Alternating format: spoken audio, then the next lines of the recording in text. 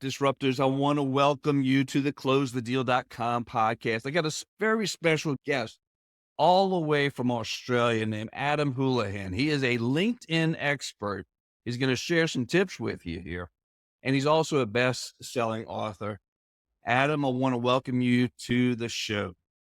It's my absolute pleasure to join you today. Thank you. And what part of Australia are you from that us from the United States and the rest of the world would recognize? So Australia is everything's backwards compared to North America. So north is warm, south is cold. Everyone lives, mostly on the east coast, not the west coast, all that sort of stuff. So I live in the northeast part of Australia, which is state called Queensland, city called Gold Coast, where all the beaches are, where everyone wants to come on holidays in Australia.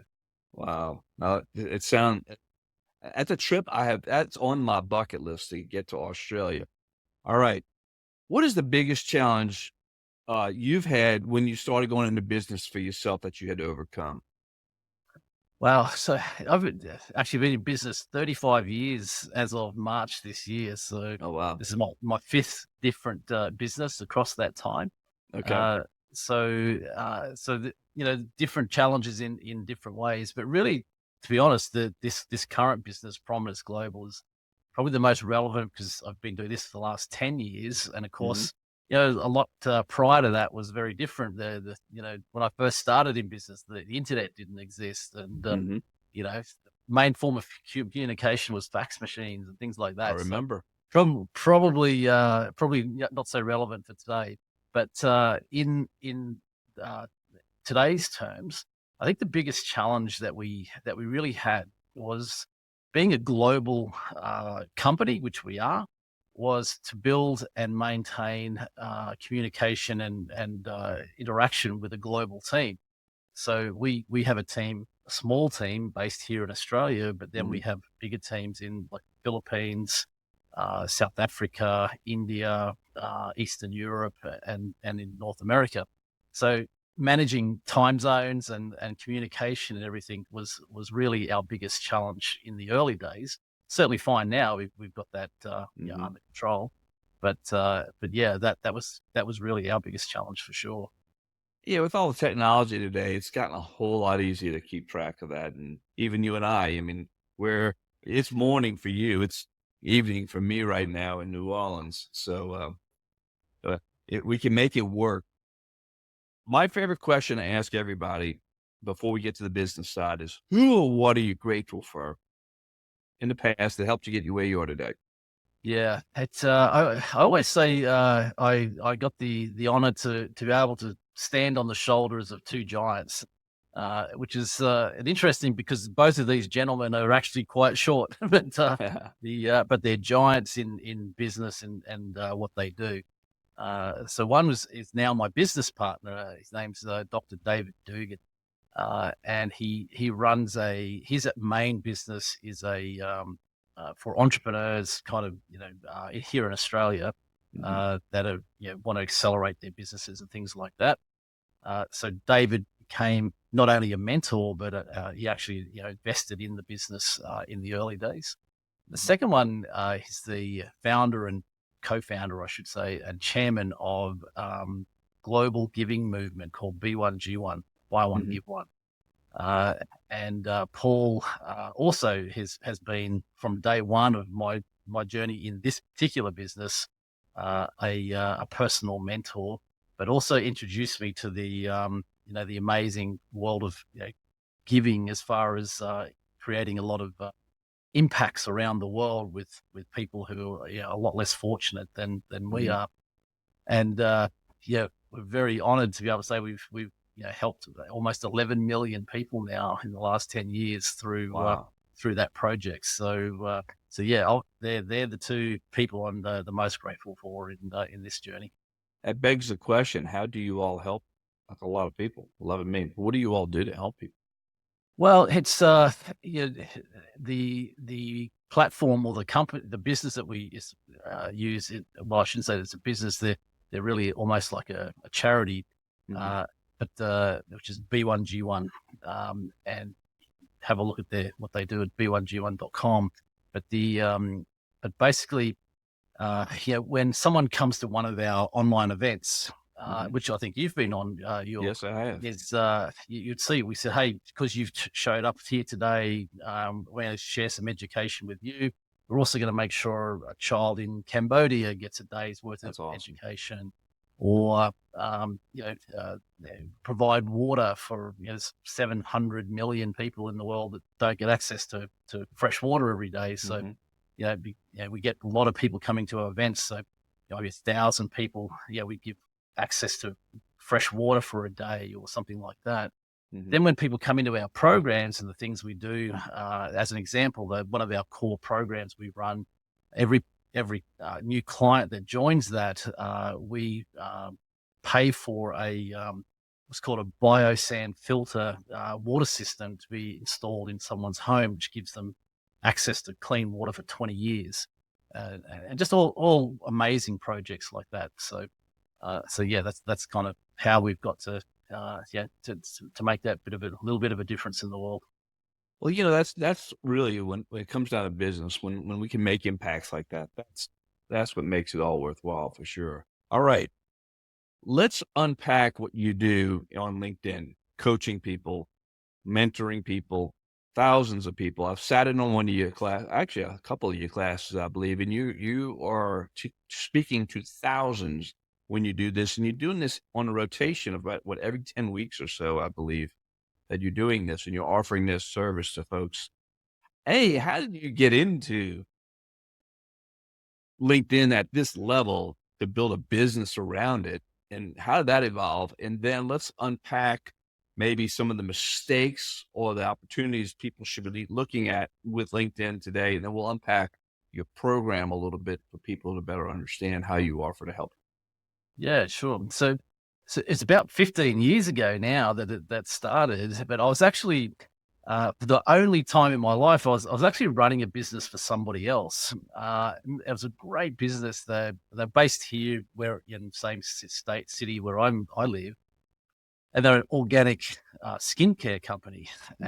and it's shipping amazing products all over to 65 countries around the world. And when I took over running this business, I was doing some research on other companies similar to them around the world. You remember this is going back 15 years ago, and what they were doing well, or better than us, that we could learn from, stuff like that. Turned out to be that the leading companies at the time were good early adopters of social media, but from a Mhm. business perspective. And so back then, I didn't really have much of a social media presence at all. Uh, and so I got more and more into looking into that. And the more I looked into it, the more I just kind of resonated with LinkedIn. It was a really clunky site back then I for remember. for business use. Yeah. A lot of people say it still is, uh, but it actually just made sense to me for some reason, and I kind of just intuitively got how it worked. Uh, and then over a number of years, I was, using it for my own purposes. And but I got to a point where, as I said, it was the only time in my career that I'd run a business for someone else, and I kind of got to the point where it was, well, I really want to get back into something of my own, and it was time to kind of move on. And so I just started using LinkedIn to reach out to people and businesses, and offer to help them do better on LinkedIn. So I was using LinkedIn as a lead gen source for Mhm. a LinkedIn service. And so I kicked that off. It was just me and one assistant that I had in the Philippines at the time. That was 10 years ago. And I made that transition into that. Mhm.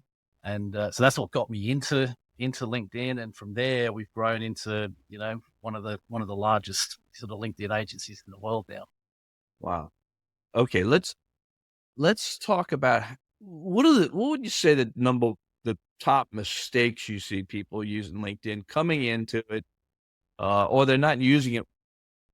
I mean, there's so many tools to LinkedIn now that work great. I use it I'm in there every single day. Your guidance has helped me. What somebody let's look let's break it apart in two parts. Somebody who's new to LinkedIn, where do they get started? Yeah. So the biggest mistake someone new or relatively new to the platform always makes is that they kind of set up their profile almost like a say a resume. Mhm, Uh, and in fairness to people, that's kind of where LinkedIn started, but it's so much more than that now, as you know. So the thing that you should really do is think about your profile from the perspective of the people that you want to speak to and connect with and reach mhm, out to. So you got to frame it not like a resume of all about me. Here's everything I've done. Here's everything amazing about me. Because let's be honest, your audience don't really care that much about that. mhm, What they care about is what's in it for them, mhm, understandably. So you've got to do your profile as in the outcome that your clients get. So mhm, if you read my the professional headline, that section, that's the most critical part, is that little piece underneath your name, and it says our clients achieve, and it will go into don't say anything about. There's nothing there that says I'm the founder of this amazing organization or anything like that. mhm, It's all about our clients, all about the outcomes they get and what they're going to achieve within 90 days. And that's what piques the interest of people. And they go, well, okay, well, then I really want to know about that. mhm. So that's the biggest mistake by far. And to be fair, even a lot of seasoned sort of people that have been on LinkedIn for a long time also make that mistake. You know, I'm gonna have to go back and revisit my titles because you go back and you wanna fix things, and sometimes you may even bring it back because you forgot some basic lessons like what you just described. And I think I might have to go back and tweak my title a little bit or my headline a little bit. And I appreciate that 100% because I'm always working on subject lines and titles for ads and so forth. And basically, LinkedIn, that top part is our banner ad, if you would, huh? That's it. Yeah. Yep. All right. What would be the somebody who's been on it for a while now? What's your guidance? What's your top 3 steps or something somebody should? What's changed on LinkedIn that they should tools or whatever it is you think that somebody should know at top level? How do they get really? How do they start leveraging it to the abilities that LinkedIn does provide? It provides a lot of resources. Yeah, it does.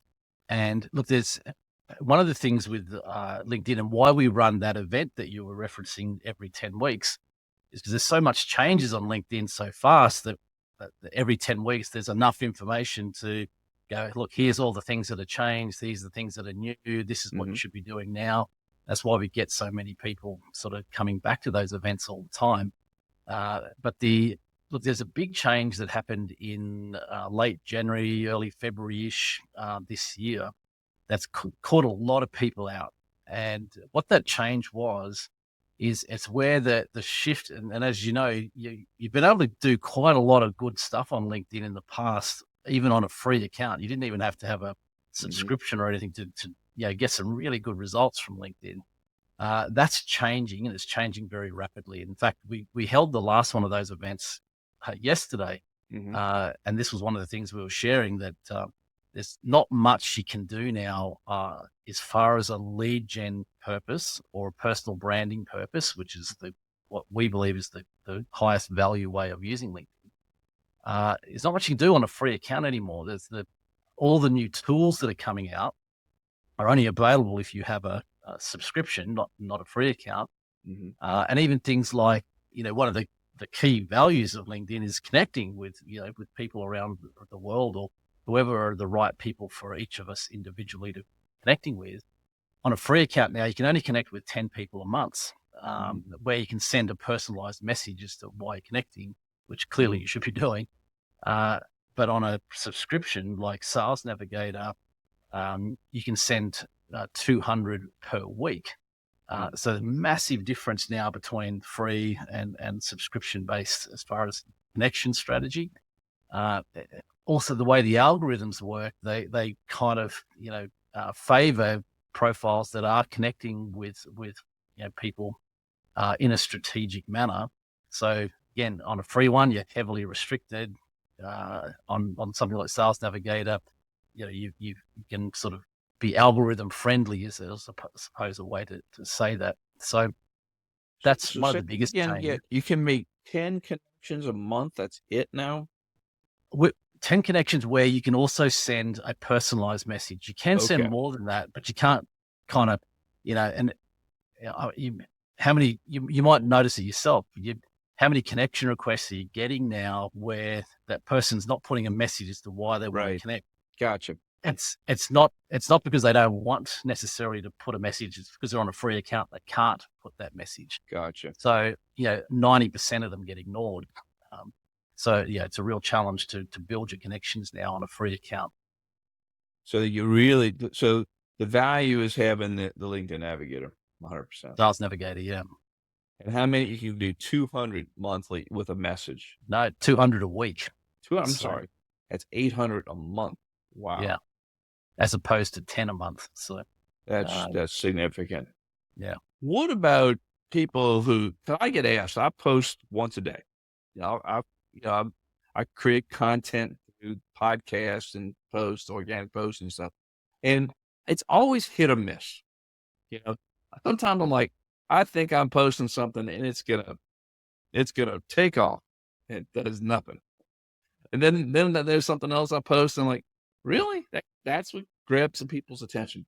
What are Well, your thoughts on that? What's yeah, the strategy behind posting for people?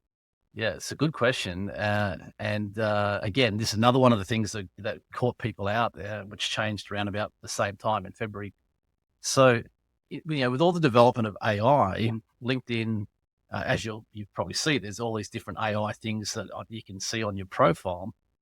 But one of the internal ones, one you can't see, but that LinkedIn uses, is they now have a way to classify your content. And essentially, the classifications are that at the at the lowest level, which definitely don't want to be in, is they classify your content as spam. Mhm. Understandable what that is. The next level above that is what they call they classify as marketing content. Now, I'm not saying you shouldn't use content, marketing content, but you've got to use it very sparingly, and you now have to accept that if you do, so example, you promoting your podcast is marketing, therefore that content's not going to get anywhere near the traction that it used to. Mhm. Um, the next level above that is what they call Facebook-like content. Now that's the general, content that you see on social media, and LinkedIn wants to be more and more the place we come to for higher level thought leadership style content. Gotcha. And so that gets kind of a level of suppression as well. And the highest level, the only level of content that they really want and really promote is what's called thought leadership style content. Mm. And that is where your content's very, say, educational or yeah, it's where it's like you're sharing your subject matter expertise with the Mhm. audience in a way that creates conversation that stays on the platform. Mhm. So again, if you're putting links in the content that say, hey, go and check out my podcast here, or go and have a look at my book there, or go and sign up for this here. As soon as the algorithms see that link, it's an immediate suppression of your content because clearly LinkedIn wants to keep the audience on the platform. Right. And as soon as you do something that takes them off, they're going to, it's called suppression. Means if I went to your profile and I looked in your content, I can see it there, no problem. But your content's just not going to get shown into the feeds of your audience when it has any of these things that causes suppression. So I would, without looking at your content, I'd say that the ones that are doing well sit up in that more thought leadership style Yeah. content. I The just ones had one that on that did don't well. Yeah. sitting down in the more promotional style. What about I'll ask one more technical thing, and then we'll talk about your program. Um, is there any strategy to putting the link in the comments? Does that help if you don't put it in if you write the body of the social post itself, but don't have a link in it, but you put the link in the content? Does that help? Yeah, definitely, because the algorithms are not punishing Okay. the if they're in the comments. However, one of the again a big mistake that happens, y'all, is often I see people, they'll have something in the body of the content saying something like, "See the link in the first comment below." Now, the challenge with that is that LinkedIn, if you have a look at go on any post you like, it won't be defaulted to saying the latest comment.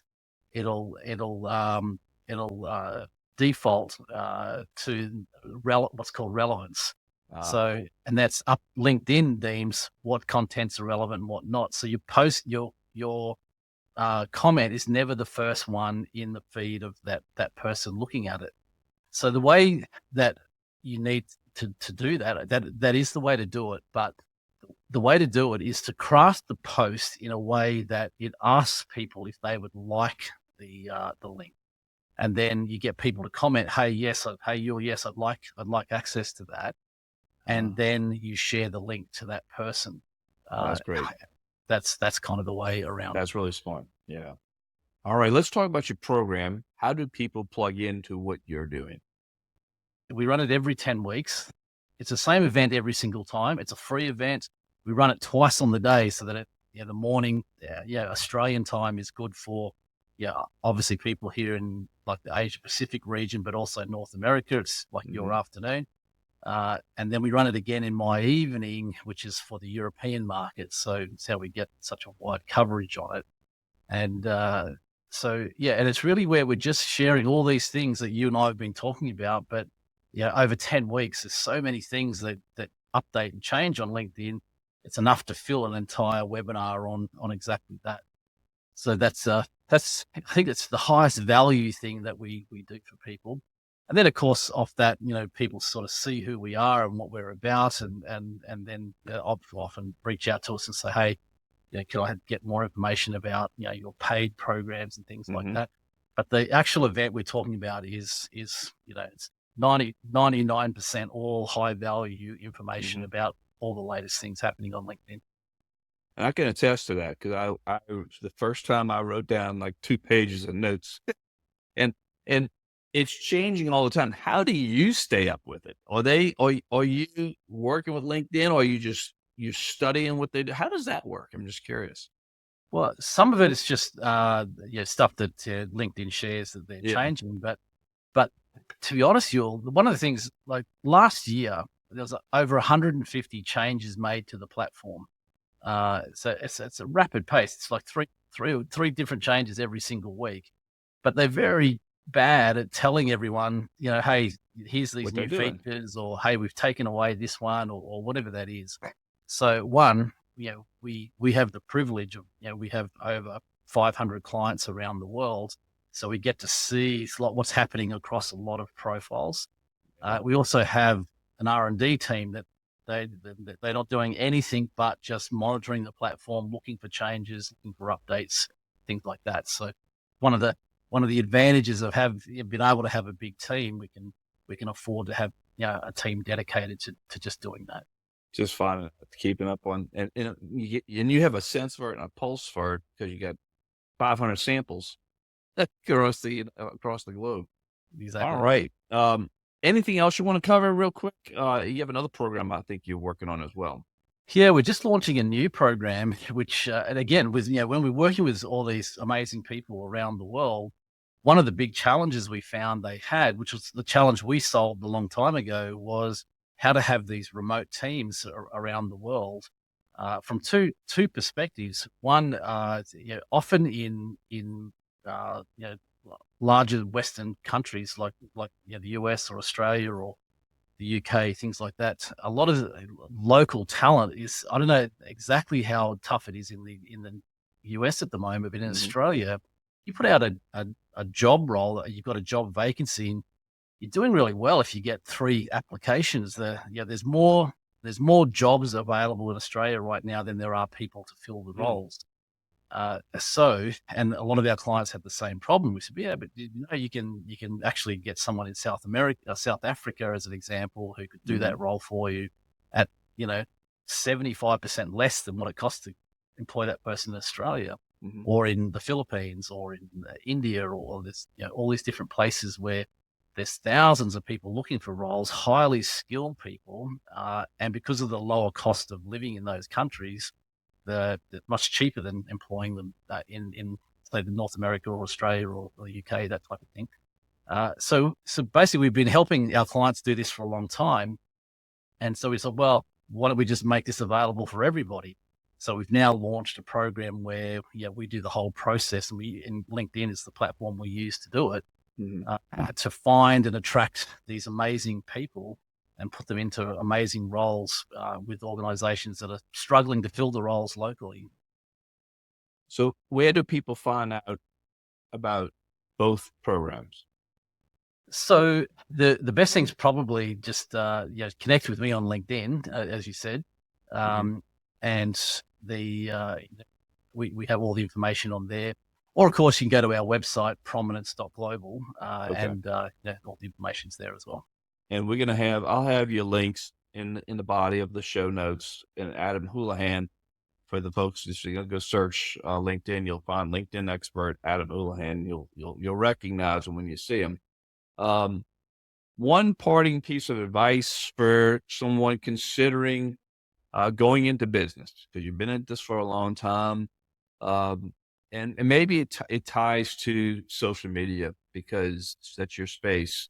What would you suggest to them?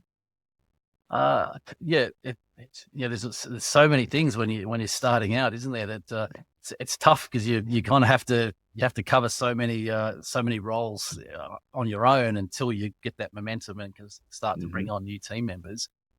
We've all been there, Hmm. and but I think that one of the key things is one of the big mistakes I think I see make is people often think that they have to be active on every single social media channel. Hmm. And that's really not the case anymore. It might have been, 10 years ago, it was a good idea. But these days, we find, you only really need to be active on probably two, maybe three Hmm. social media channels. You're far better off to be more active on less than try to be across everything because Yeah, every single platform works differently. They need different content strategies. If you're trying to do all that on your it's own, that would exhausting. be exhausting. So just pick, but the key, of course, Yul, is picking the two channels or three channels that your market's, Yeah. active on. As an example, I mean, no point being on TikTok if your audience is not on TikTok. If that Yeah. makes sense. In LinkedIn, if you're in business, I don't know how you're not on LinkedIn. You know, I mean, I make connections. You and I are talking across the pond, as they say, because of LinkedIn. So Yeah. I appreciate it. Well, Adam, this has been fantastic. The information you've provided has been a wealth of information, and that's just, folks. That's just Adam is just scratching the surface. Uh, you will write down 1 or 2 pages of notes once you tune into one of Adam's what do you call them? Webinars, I guess, live webinars, Yeah. going over all the LinkedIn changes every 10 weeks. So Adam, I appreciate your time and I wish you continued success and appreciate your mentorship to so many helping folks with LinkedIn. My pleasure. It was wonderful to spend this time with you, Yul. Thank you. Appreciate it. Thank you. And that is a wrap with Adam. And folks, like I said, I'm in LinkedIn every single day. That's how I got to know Adam through LinkedIn. And I'm posting 5 days a week, maybe six sometimes. And by just doing that, the consistency, I start seeing the cadence. And you have to be consistent when using your social channels, whichever one it is. But I will say this, and just to drive home an explanation point. If you are in business and you are not engaged on LinkedIn, you're missing out on business. Simple as that. Now, you know the drill. Before we get to the drill, can't forget this part. If you're on Apple or Spotify, please leave 5 stars, even a comment. Very helpful for us to continue to grow the show, to continue to provide content, free content like this. And if you're on YouTube, like, subscribe, hit the bell, and share it with others. Now, let's talk about the intentional part. You know the drill by now. Be intentional and make today a great day.